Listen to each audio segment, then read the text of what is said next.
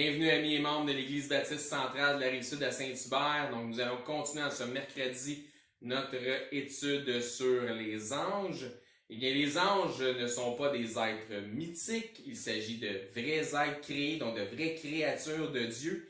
La Bible nous parle de myriades et de myriades d'anges, et on voit ça, par exemple, dans Hébreux 12, verset 22.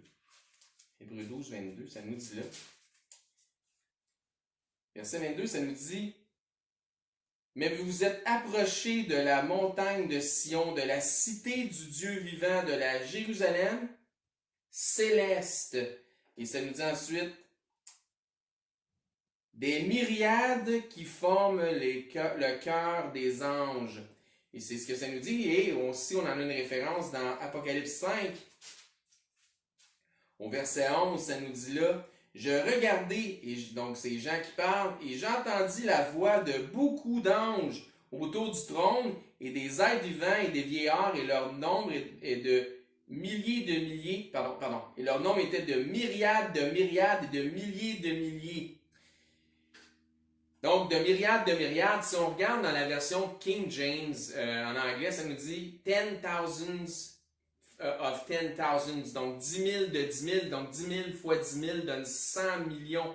Et ça, c'est donc le minimum d'anges créés par Dieu qu'on voit là. Et je ne dis pas qu'il n'en a que 100 millions, mais c'est un minimum. Est-ce qu'il y en a probablement des milliards? Je ne le sais pas. Mais ça nous parle ici des 10 000, des 10 000. Ce qu'on voit aussi, un peu comme si on peut regarder le ciel, on sait qu'il y a maintenant des centaines de millions d'étoiles, et bien, tout comme des myriades et des myriades d'anges, on peut dire aussi des myriades d'étoiles, le terme s'utilise très bien. Donc, Dieu aussi se réfère à lui-même dans la parole de Dieu comme étant l'Éternel des armées. Et dans Daniel, il y a une référence claire concernant justement l'armée des cieux. Si on va voir dans Daniel au chapitre 8, au verset 10, ça nous dit là, 8, 10, elle s'éleva jusqu'à l'armée des cieux et fit tomber à terre une partie de cette armée et des étoiles, et elle la foula.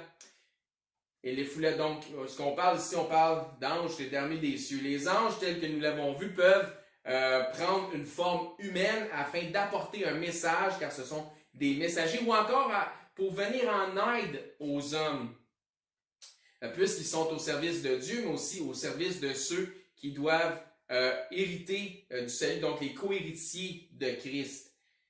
Maintenant, les hommes, tels les messagers de Dieu, tels les pasteurs ou les anciens, ceux qui enseignent dans des assemblées, ceux qui dirigent les assemblées, bien qu'étant 100% des hommes, donc ils n'ont pas de corps céleste, ils sont présentement avec un corps physique, ils sont quand même nommés et appelés par Christ comme étant les anges par leur statut de messager, puisque c'est eux qui apportent le message dans l'assemblée lorsqu'ils enseignent, lorsqu'ils prêchent.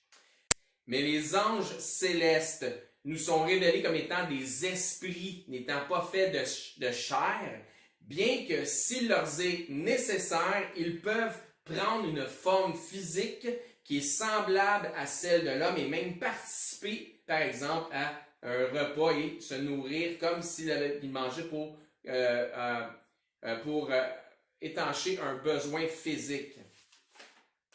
Certains ont même logé des anges, que ça nous dit, étant prompts à l'hospitalité, mais ce sans le savoir, qu'il s'agissait en fait d'anges. Les anges étant donc participants de l'armée des cieux, tout comme les étoiles sont aussi appelées l'armée des cieux. Encore une fois, dans certains cas, la référence aux étoiles peut signifier une référence aux anges. Il faut donc avoir ici du discernement biblique, à savoir à quel moment, selon la clarté du contexte biblique, les anges sont-ils soit des hommes, ou est-ce que ce sont des pasteurs, ou est-ce que ce sont des êtres célestes, est-ce que ce sont des étoiles, et aussi à savoir quand les étoiles ou l'armée des cieux, quand est-ce que ça fait référence aux anges célestes ou simplement à des astres lumineux. Habituellement, la réponse à ce questionnement se trouve dans le contexte du texte lui-même. Donc, dans lorsqu'on regarde le contexte des Saintes Écritures où ces choses-là sont mentionnées. Et c'est là qu'on va être en mesure de pouvoir faire la différence et d'avoir le bon discernement biblique. Donc, deux mythes que nous avons résolus. Peut-être un des deux, vous l'avez vu passer de façon plus évidente que l'autre. Mais il y a deux mythes que nous avons résolus qui viennent par la preuve que les Écritures en fait. Et ces deux mythes-là viennent d'enseignements qui s'apparentent pas mal plus à ce que la Bible qualifierait de fables judaïques.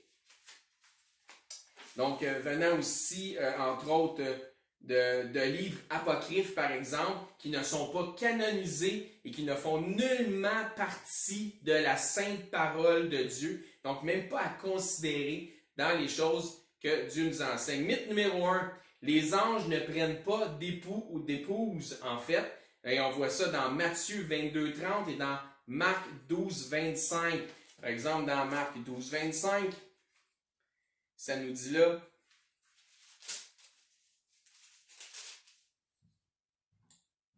car à la résurrection des morts, les hommes ne prendront point de femmes ni les femmes de Marie, mais ils seront comme les anges dans les cieux. Donc, les anges de Dieu ne prennent pas de mari ni de femme. Et certains enseignements qui frôlent vraiment la mythologie et les fables judaïques, venant entre autres d'une influence de livres apocryphes, eh bien, enseignent ces choses-là. Et c'est enseigné dans certaines assemblées qui se disent très fondamentalistes et qui enseignent ces mythes, ces mythes-là.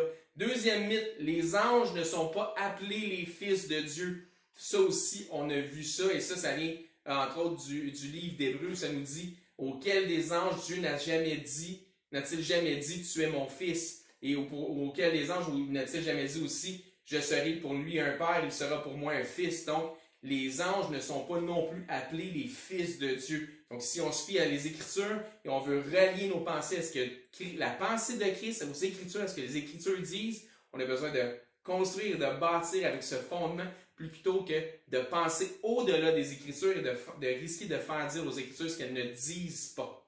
Donc, je vous suggère, dans le cadre de conserver une saine doctrine biblique, non pas selon moi, mais selon ce que Dieu dit, d'éprouver tout enseignement qui vous suggère que des anges ont déjà pris des femmes pour épouses et que ces anges étaient des fils de Dieu. Donc faites attention parce que ça va vraiment dans le sens contraire de ce que la Bible nous enseigne. Donc ces hérésies mythologiques tordent les Écritures et sont souvent associées à l'influence, comme j'ai dit, de livres apocryphes. Donc pour le nommer, ou pour ne pas le nommer, c'est le livre d'Enoch en fait, auquel ces mythologies-là sont souvent font référence. Livre qui ne s'accorde absolument pas, d'aucune façon pour l'avoir lu, avec la vérité des Saintes Écritures. C'est comme regarder un film de Star Wars, c'est une bonne histoire, mais ça ne s'accorde pas avec les Écritures tout simplement. Et c'est pourquoi ça ne fait pas partie du canon biblique, et c'est pourquoi Dieu n'a pas permis que ça soit canonisé dans son saint livre.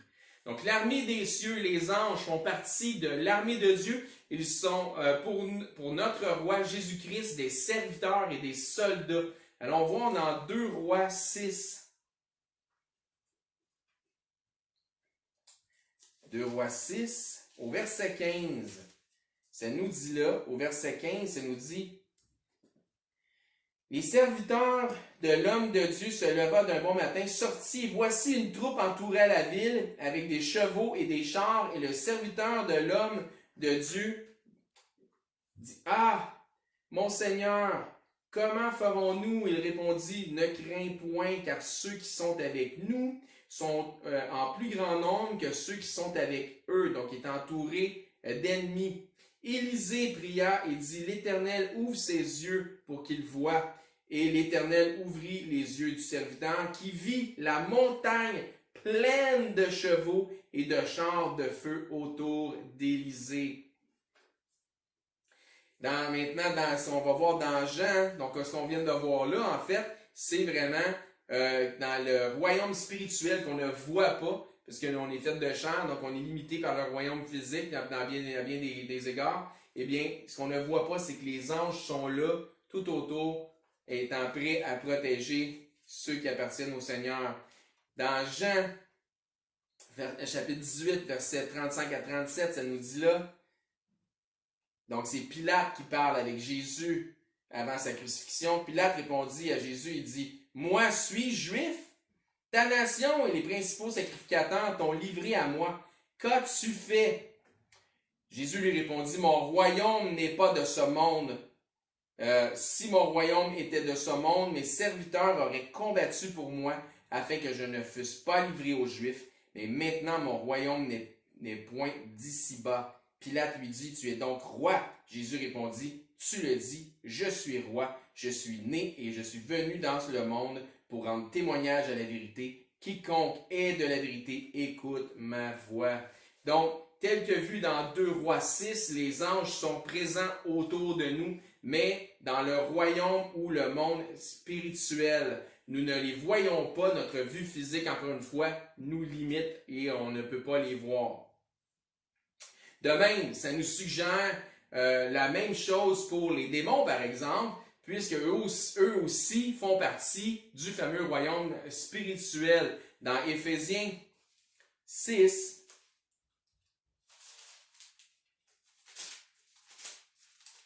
Éphésiens 6, au verset 10, ça nous dit là, « Au reste, fortifiez-vous dans le Seigneur et par sa force toute puissante, revêtez-vous de toutes les armes de Dieu, afin de pouvoir tenir ferme contre les ruses du diable, car nous n'avons pas à lutter contre la chair et le sang, mais contre les dominations, contre les autorités, contre les princes de ce monde dans les ténèbres, contre les esprits méchants dans les lieux célestes. » Donc, voyez-vous, le royaume de démoniaque est aussi du royaume spirituel et on ne le voit pas nécessairement. Dans Apocalypse 12,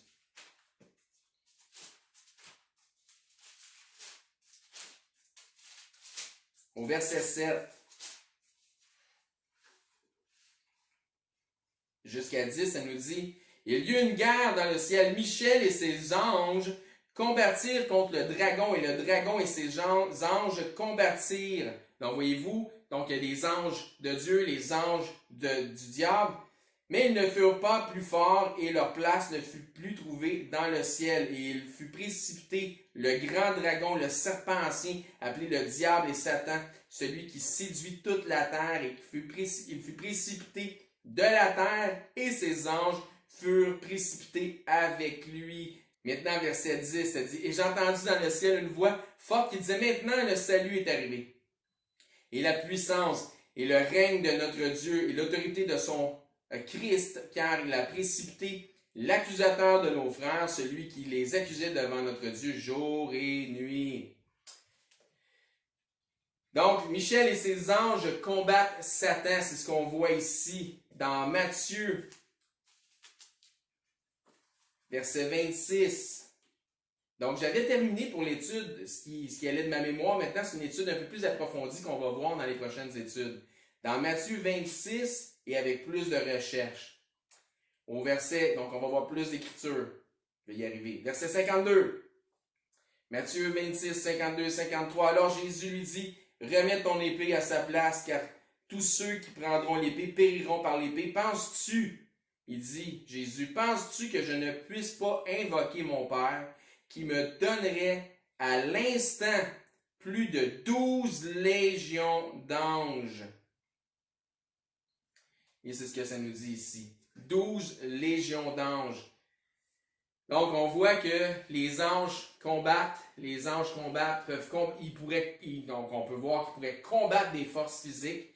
Par contre, nous, physiquement, on ne pourrait pas les combattre contre le monde spirituel des anges, mais par la grâce de Dieu, on peut combattre et résister au diable en prenant toutes les armes que le Seigneur nous a données. Donc c'est des armes spirituelles puisqu'on ne combat pas. On ne combat pas contre le sang et la chair.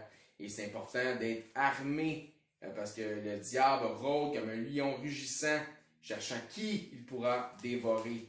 Donc lui, c'est son rôle présentement sur la terre. Psaume 103, au verset 19, ça nous dit là, « L'Éternel a établi son trône dans les cieux et son règne domine sur toutes choses. » Ça nous dit ensuite, « Bénissez l'Éternel, vous, ses anges, qui êtes puissants en force et qui exécutez ses ordres, en obéissant à la voix de sa parole. Bénissez l'Éternel, vous, toutes ses armées, qui êtes ses serviteurs et qui faites sa volonté. Donc, on parle de l'armée des anges. Donc, plusieurs passages comme ça qu'on va voir. C'est sûr que, comme j'ai dit, à peu près 300 versets, chapitres et versets, là, grosso modo, références qui se font aux anges. On ne les verra pas tous, bien évidemment. Il y a aussi près de 165 de ces 300 références-là qui se trouvent dans le Nouveau Testament, dont 65 seulement dans l'Apocalypse. Et comme j'ai dit, on ne les verra pas tous, bien évidemment. Donc, nous ne verrons pas tous, mais nous pourrons quand même en voir quelques-unes à travers le reste de l'étude. Mais pour l'instant, laissez-moi vous faire un parallèle entre le terme ange et un autre terme qu'on utilise souvent, puis que peut-être vous n'êtes pas conscient qu'il y a un rapport ou un attachement entre ces deux termes-là. Donc, le terme est évangile ou évangéliste. Donc, ce qu'on retrouve à l'intérieur du terme évangile ou évangéliste, c'est le mot, on trouve à l'intérieur de ce mot-là le mot ange, angel. Donc, angel, evangelist. Donc, le mot ange se retrouve dans le terme évangile, évangéliste, qui veut dire en fait, évangile voulant dire la bonne nouvelle ou le bon message. Donc, évangéliste veut dire le bon messager ou celui qui apporte le bon message de la bonne nouvelle. Ou le message de la bonne nouvelle, en fait. Peut-être que vous n'aviez jamais remarqué le lien entre les deux termes, le terme évangile, évangéliste, où se trouve à l'intérieur de ces termes-là le mot ange caché à l'intérieur. Donc, une petite parenthèse ici, tant qu'à être dans le sujet des anges. Abraham a accueilli le Seigneur lui-même dans une forme humaine, accompagné de deux anges. Ces deux anges ont par la suite continué leur chemin lorsqu'Abraham parlait avec l'Éternel sous une forme humaine, c'est-à-dire on pourrait peut-être qualifier ça de l'ange de l'Éternel. Et ces deux autres anges-là sont allés sauver le neveu d'Abraham, Lot, lors de la destruction de Sodome et Gomorrhe. Jacob a aussi vu des anges descendre et monter du ciel à travers une échelle qui était à côté entre ciel et terre. Allons voir dans Nombre, voir ce que Moïse nous dit dans Nombre 20, au verset 16, ça nous dit là: nous avons crié à l'Éternel, il a entendu notre voix, il a envoyé un ange, il nous a fait sortir de l'Égypte, et voici, nous sommes à Kadès, ville de l'extrémité de son territoire. Donc, Moïse a dit que l'Éternel avait envoyé un ange pour les sortir d'Égypte. Un ange a aussi apparu aux parents de Samson, et on voit ça dans Juge 13, verset 6. Donc, Juge 13, verset 6, ça dit: la femme alla dire à son mari, un homme de Dieu. Et donc, quelle apparence avait cet ange? Celle d'un homme. Un homme de Dieu est venu vers moi. Il avait l'aspect d'un ange de Dieu, un aspect redoutable. Je ne lui ai pas demandé d'où il était. Il ne m'a pas fait connaître son nom. Donc, on voit ici les parents de Samson qui ont aperçu un ange. Et ça continue aussi, l'histoire se continue. Le père de Samson aussi rencontre cet ange-là, fait des sacrifices, lui demande son nom. Et éventuellement, l'ange lui dit: pourquoi me demandes-tu mon nom, puisque c'est secret? Et dans l'holocauste de la flamme, l'ange s'en va avec la flamme vers le ciel. Donc, Élie fut nourri et abreuvé 2 fois par un ange qui a été envoyé de Dieu pour lui donner un gâteau cuit sur de la pierre et une cruche d'eau par 2 fois. Un ange a fermé la gueule des lions lorsque Daniel s'est retrouvé dans la fosse aux lions. On voit aussi plusieurs autres apparitions d'anges dans le livre de Daniel. Il y en a beaucoup d'anges et probablement d'archanges aussi. Puis en ce qui concerne Jésus-Christ, il y a plusieurs interventions d'anges aussi qui est arrivé pendant le règne de Jésus. Un ange a apparu par exemple à Zacharie, le père de Jean le Baptiste, et il est apparu soudainement lorsqu'il faisait son service comme sacrificateur. Un ange a apparu à Marie, mère de Jésus, et plus d'une fois, Joseph, père ou père adoptif, si on veut, de Jésus, un ange lui est apparu pour garder Marie, et ensuite pour aller en Égypte pour protéger l'enfant, et ensuite lorsque la mort d'Hérode fut arrivée, qui cherchait à s'en prendre à la vie de l'enfant, un ange lui est apparu pour à nouveau lui dire « Ok, tu peux retourner maintenant et sortir d'Égypte. » Et c'était en même temps l'accomplissement d'une prophétie qui disait « J'ai appelé mon fils d'Égypte » concernant Jésus. Donc, au début de son ministère, après avoir été tenté dans le désert, des anges sont venus servir Jésus avant d'être... Donc, c'est le début de son ministère. À la fin de son ministère, avant d'être mené à la croix dans le jardin de Gethsemane, les anges sont venus lui apporter leur support. Donc, au début du ministère, fin du ministère, les anges étaient là pour servir Christ. Un ange a créé un tremblement de terre et a roulé la pierre qui encombrait ou fermait la porte sur le tombeau de Jésus. Un ange est apparu au berger, par exemple, lors de la naissance de Christ, pour leur annoncer la bonne nouvelle que le Sauveur était venu au monde. Et il leur a parlé du signe qui allait accompagner le fait de ce qu'il disait qu'il trouverait l'enfant emmailloté dans une crèche. Dans Luc 15:10, ça nous dit qu'il y a de la joie devant les anges de Dieu pour un seul pécheur qui se repent, dans Luc 15:10. Aussi dans Luc, on apprend que les anges portent les saints vers leur demeure éternelle lorsque leur temps ici se termine et qu'ils passent vers l'autre monde, et c'est-à-dire que les anges les portent vers le ciel au paradis lorsque leur temps est terminé. Ça nous dit ensuite des anges aussi. Donc, ce qu'on peut voir davantage, c'est que des anges ont apparu au tombeau de Jésus. Après l'ascension de Jésus, ils ont aussi instruit les disciples qui étaient comme ça, comme s'ils attendaient que Jésus était pour revenir. Après l'ascension de Jésus, et des anges leur ont apparu, leur disant « Qu'est-ce que vous faites là? Il va venir comme il vous a dit, mais là pour l'instant, allez continuer l'œuvre qu'il vous a appelé à faire. » Et un ange a sorti aussi, on voit ça dans l'Acte des Apôtres, un ange est venu et a sorti Pierre de prison. Pierre ne savait même pas qu'il était éveillé, il pensait que ce qui se passait était un rêve.